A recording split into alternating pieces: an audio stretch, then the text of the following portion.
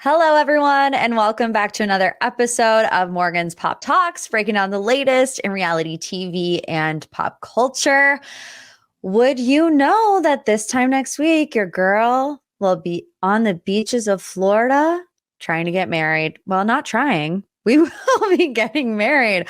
The latest update as of today is that David and I got our marriage license. I kind of forgot that you needed a marriage license until recently. We've been stressed. We've been a little preoccupied, a little busy with, the US government and visas and all the things that I forgot that I needed a marriage license. So the good news is that we got it today. It took like 5 seconds. And in that moment, it became really real that this is happening, that we're going to be married like within a couple of days. Almost a disaster. David almost saw the wedding dress. Well, okay, I guess technically it's not the wedding dress. Y'all know I have to have 3 weddings. Y'all know I'm pulling a Kourtney Kardashian and Travis Barker because obviously we have to have like the legal wedding here where we sign the papers and all the things. And then we're going to go to Florida and say the vows. And then in June, we're going to invite all of our friends and family for a big party, and that's the dress, right? But I wanted something nice to wear in Florida. So I was asking you guys, it was down between 2 different dresses. I was like, which one? I don't know, because I'm horrible at making decisions. I really can't do it. And I put it on my Patreon for you guys to look at and tell me which one you liked better to help me pick. And I don't know why, why was David snooping around my Patreon was my first question, because like 3 nights ago, he came over and he was like, I almost saw your wedding dress today. And I was like, how? And he was like, on your Patreon. And I was like, why are you on my Patreon? Like, what are you doing? And I think it was David really wants to be my business manager. He's a real one, you guys. He's the best. He's coming to BravoCon specifically because he told me that he wanted to take pictures and videos of me while we were there. And I mean, I don't know why he was just perusing around the Patreon, but thank God they were a little blurred out, so he wasn't able to see them. But yeah, that's where we are. We're in the final countdown. Next week, there won't be a normal MPT episode on Thursday because I will be, 1 day out from my beach wedding. I am going to be posting some things on Patreon in real time. So if you want to subscribe to Extra Pop, of course, you can always do so with the link in my bio. Now, before we get into the Pop 3 and the deep dive, I know that it's been such a hard week for everybody for different reasons. But, the majority of us are just, honestly, I process things really different from, I don't know if it's even different. Anytime something of this magnitude happens in our world or in our country, it doesn't really matter, but I shut down. I become really, honestly, depressed. I don't like to look at my phone. I don't like to turn the TV on. I feel like a lot of us feel that way. And in this society where you're, almost pressured to be outspoken about things, which I do understand it's important. But it's just hard for me to do sometimes because of the way that I react to these severe and horrible and tragic events. I really am feeling just honestly heartbroken. And I know a lot of us feel that way. And I know you guys want to know that I care about things that are important in the world. And I do. I don't just care about Joe Jonas and Sophie Turner and all these other things that we're going to talk about here in a second. I care about, my Jewish friends and Jewish followers that are really struggling right now. I care about my Muslim friends and followers that are also really struggling right now for different reasons. So I know that we're all feeling it. And God did not give me the gift of being a political commentator. And I know that. And I'm not going to act like that is my calling in life.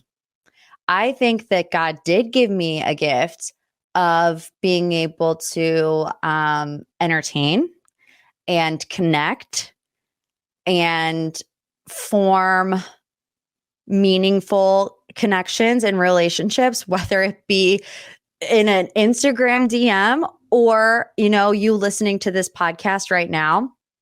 So that's what I'm going to try to do today. Okay.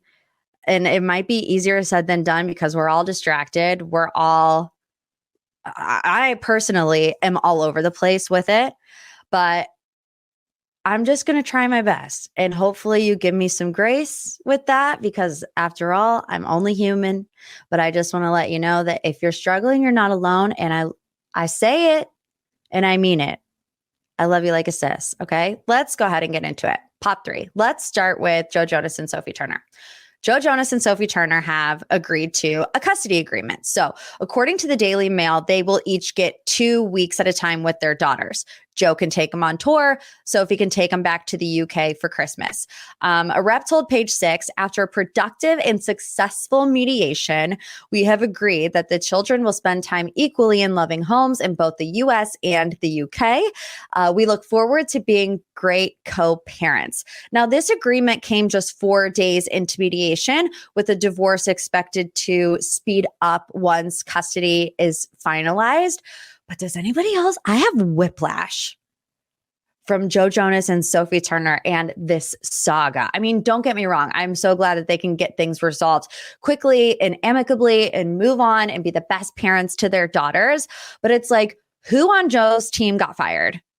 However many weeks ago, who was it that was leaking the stuff to the press? Because it's like 1 second they were at each other's throats, and with 4 days of mediation, they're like, "Oh yeah, we're good." How did that happen? And who's the rat? Who's the rat on Joe's team that needs to take this one on the shoulders and be kicked off the PR list? Or did Joe Jonas and his team just learn to zip it? Because the public were not buying what they were trying to sell about Sophie Turner and the Ring camera and being a party girl or whatever. I feel like this has been the roller coaster of a lifetime when it comes to the way this came out, the way it got ugly really, really fast, to the way it's somehow now being resolved really peacefully and fast. Life comes at you fast. I mean, it's a saying for a reason. Speaking of, let's talk about Jada Pinkett Smith and Will Smith. And that they've been separated for 7 years. That's the story that Jada Pinkett Smith is trying to sell to us so that she can sell her book. I didn't even want to talk about it. I didn't even want to put it in the podcast because honestly, you have these celebrity couples sometimes where I feel like everything you learn about them is against your own will, Like I didn't need to know anything about Jada Pinkett Smith and Will Smith. And it's interesting, I guess, is the only word. They once were just this beloved couple who were couple goals, They were hot, successful, had a cute and talented family.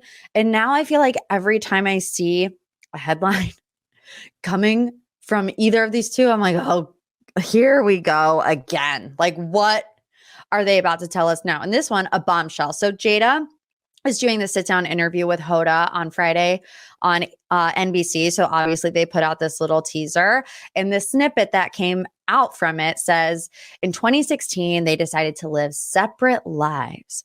Not a divorce on paper, but it was a divorce, is what Hurrdat says. And she says, yeah, they've been apart since 2016. Let's just think of all that's happened since 2016. The entanglement, keep my wife's name out of your mouth, the slap heard around the world, quite literally, because when the Oscar slap happened, I was all the way in London and I woke up and it was everywhere. So all of these things are happening when they're separated. And I have a few thoughts about that, specifically about the entanglement. If they were separated, I don't know. I don't want to put the blame on Will. I'm just saying this is my thought process. If they were separated and the story came out that Jada had this entanglement with August, I can't remember his last name, but Will knows that the story is going out there and it paints her in the light of disrespecting her marriage when they really have an agreement of being separated. Do you get what I'm trying to say?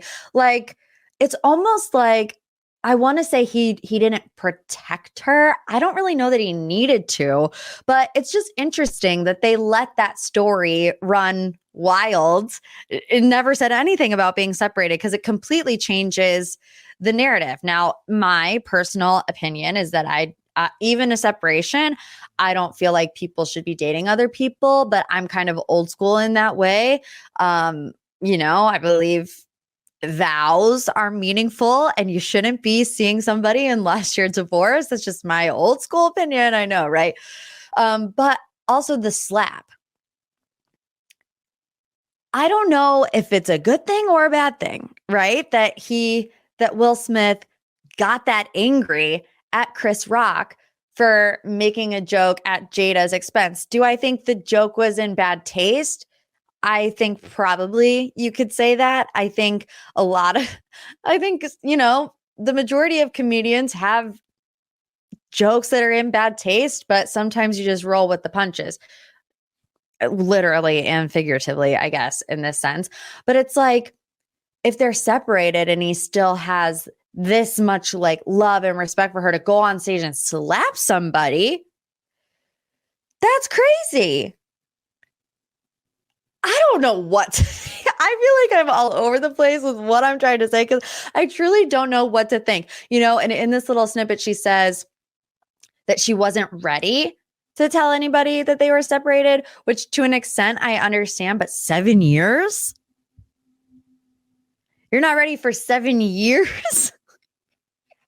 I can't. I just can't. She also says, couldn't go through with the divorce, not planning on getting divorced. I also just hate this story because of Red Table Talk. I think it was a Facebook show. And it was the 3 generations. It was the grandma, the mom, and the daughter. And, the whole premise of it was having these hard conversations. They had Jordan Woods on it. They had Will Smith after the slap. But a lot of it was like about their relationship and maybe the entanglement they talked about. A lot of it was about like misconceptions in their relationship or how they got through it and their love and admiration for each other. And in order to come to a conclusion on what I'm about to say, I would have to go back and watch the Red Table Talks.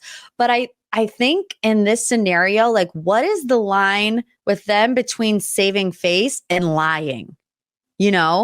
Like keeping their private life private and still having love and respect for each other versus putting out this facade, I guess you could say, to the world that you're this power couple that can get through anything when you've been separated for 7 years.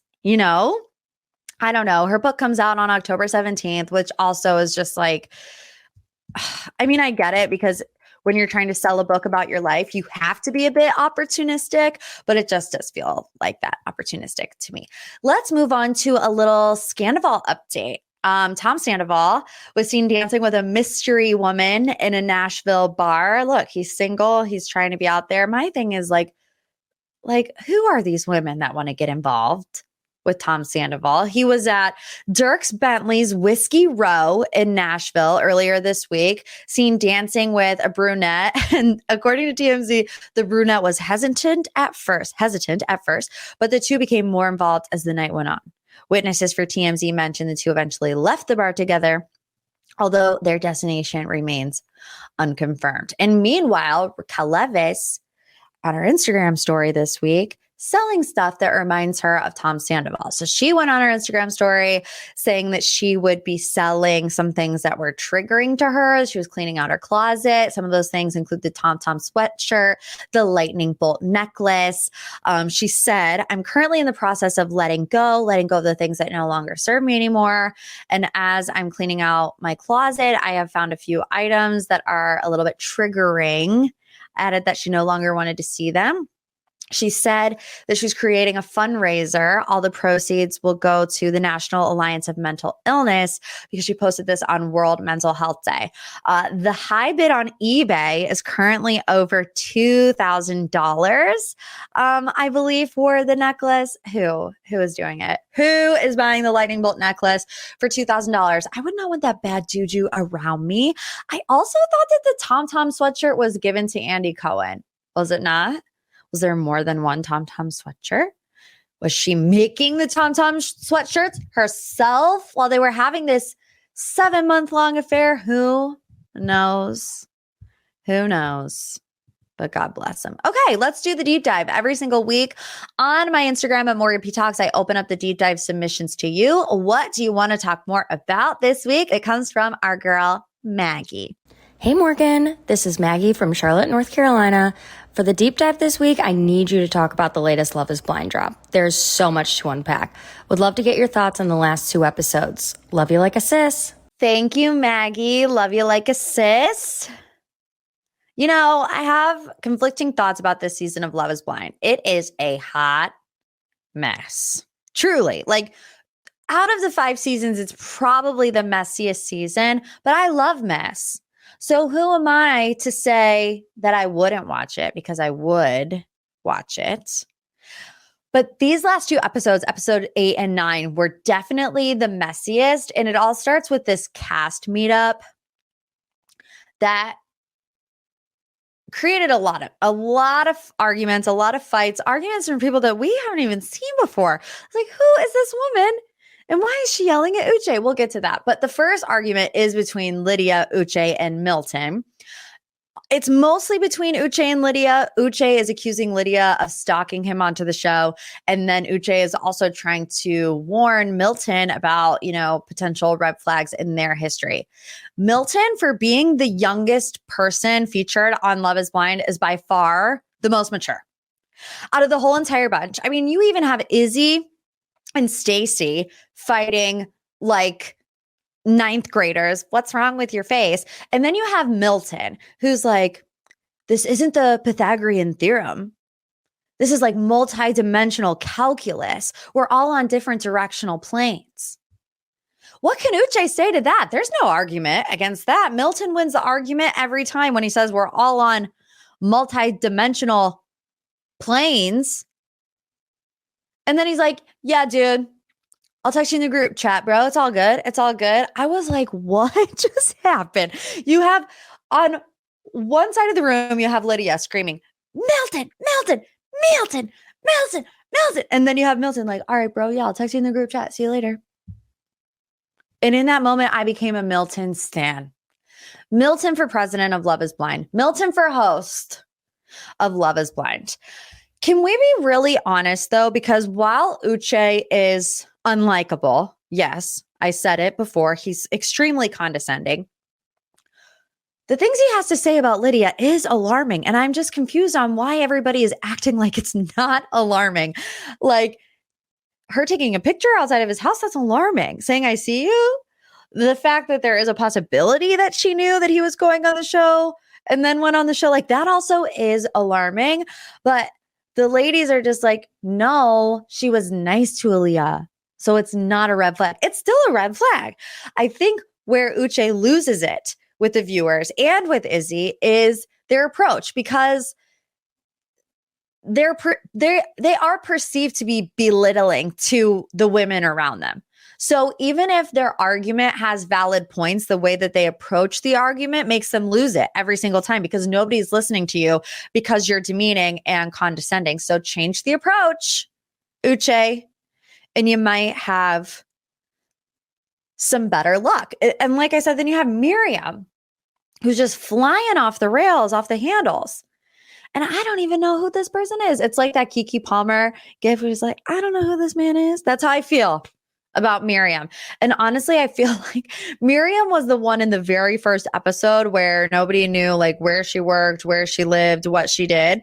And then Uche brings that up in this argument. I literally feel like they only put that first part in the first episode so they could reference it in this argument. Like, they're like, Miriam, we don't need you for anything else. You might have fallen in love. You might have had a happily ever after, but we only need you for about 45 seconds and then you're good to go. Then you have Stacy and Izzy, who seem to be like delighting in making Johnny cry. You can have an opinion about somebody without making them cry, right? Like I said, this is a 9th grade gym class, picking on each other. And I'm even saying this as not the biggest Johnny fan because I can't get a read on her. Like I don't know who really she is to her core, but still to say like you're sketchy AF, what's wrong with your face, to insinuate that no one likes you, it's just not necessary. It's not mean. And what is the ultimate purpose of it? What is the purpose of that? Is it to help Johnny become more self-aware of maybe of how she's perceived in the group? No. It's because Stacy is jealous and Izzy is scared of Stacy. And that's the bottom line. It even, they get back to the house and that's when it kind of boils over where Stacy admits, you are kind of ignoring the fact that the majority of this issue is that it's Johnny. She does say that. And I don't even know what Izzy's deal is, but he goes to the bathroom and he starts crying because he doesn't feel like he's ever good enough for her. He doesn't cook for her. He doesn't stick up for her. And she's like, I want you to be this passionate all the time. And I want you to always be afraid to lose me. Can I just say that's not a healthy relationship? To always be afraid to lose somebody. I mean, of course, you don't want to lose the person that you're with, but you also don't want that thought in the back of your mind. Like you want to be content in your relationship. You want to be happy. You want to just have the peace of knowing that there's nobody else. So also in these episodes, they go wedding dress shopping.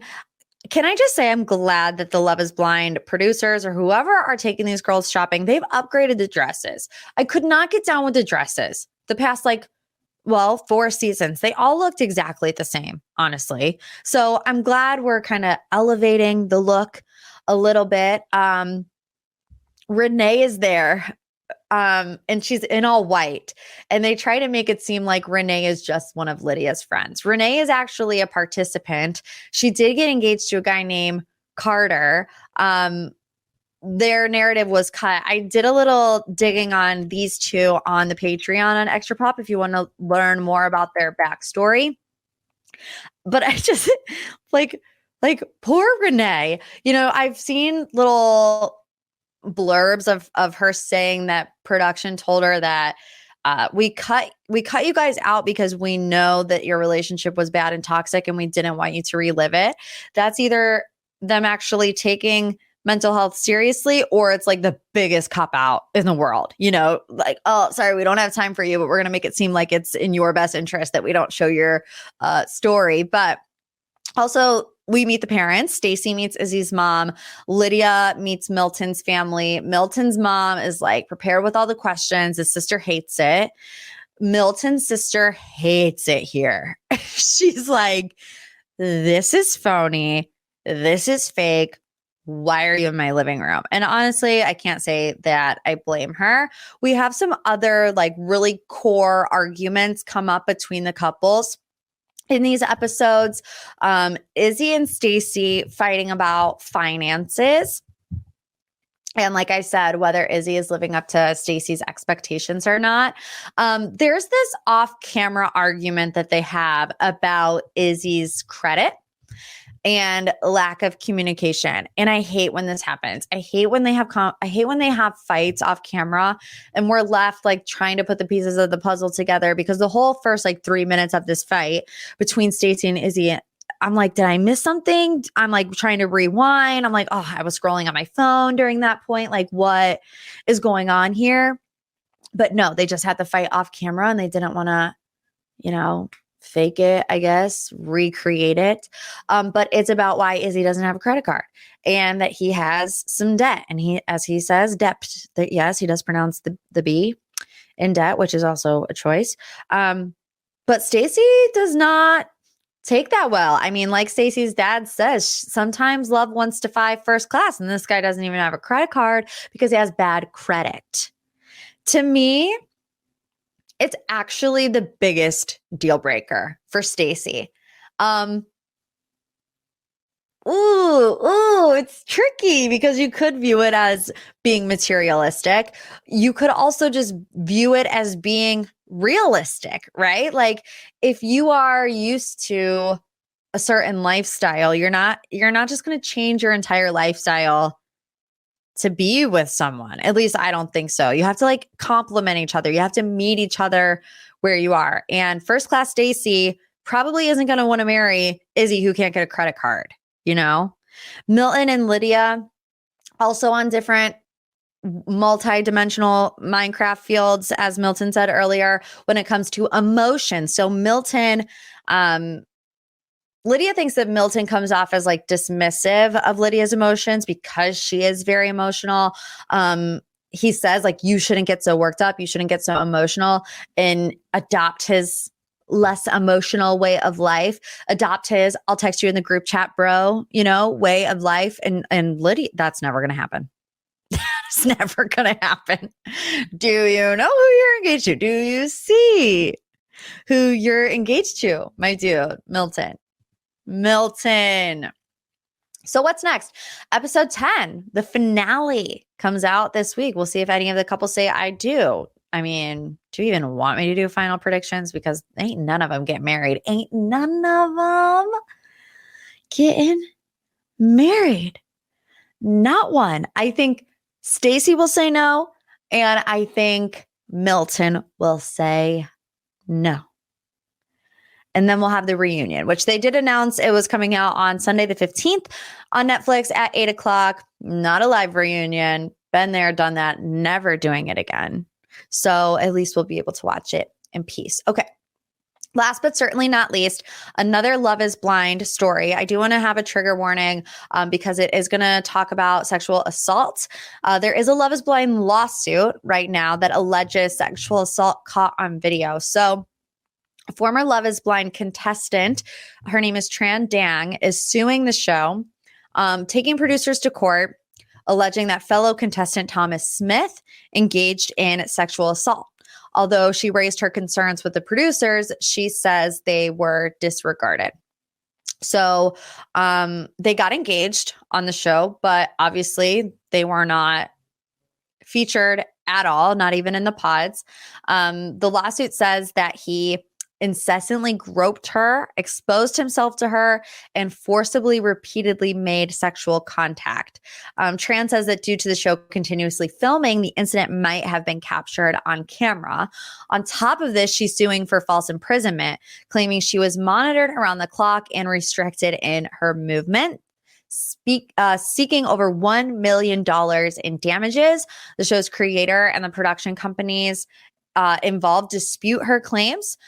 Both Dang and Smith were apparently excluded from the final broadcast of season 5. A lot to take in, very heavy. Obviously, this is kind of, I don't have the legal bandwidth to comment on that. I will say that I don't feel like any other reality show has had the amount of legal issues as Love is Blind.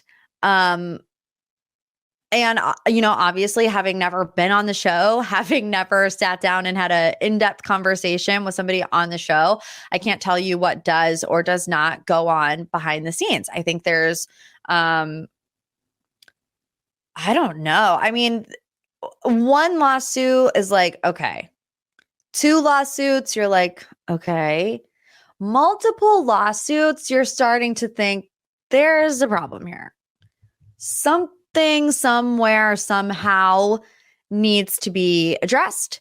And you have to imagine that Kinetic, which is the production company, and the creator and Netflix, if this keeps happening, they are not going to want to continue with this show.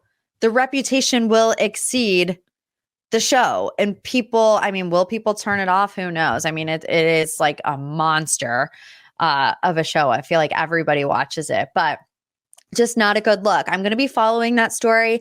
So if there's any updates, we'll do it on Extra Pop that comes out on Friday. A regular Bachelor Brain Dump coming out on Monday. And if you missed it, you want to hear about Clayton and his paternity test results, about Gary and my prediction for him, also Bachelor in Paradise thoughts. That is on Bachelor Brain Dump. The link for the Patreon is below. Hello, it's going to be my wedding week, so leave me a review, a little love you like a sis. If not, I'll see ya as a married woman. This is my last show as a single girl. I will remember you. R.I.P. to Single Morg. I'll see you guys later. Love you like a sis.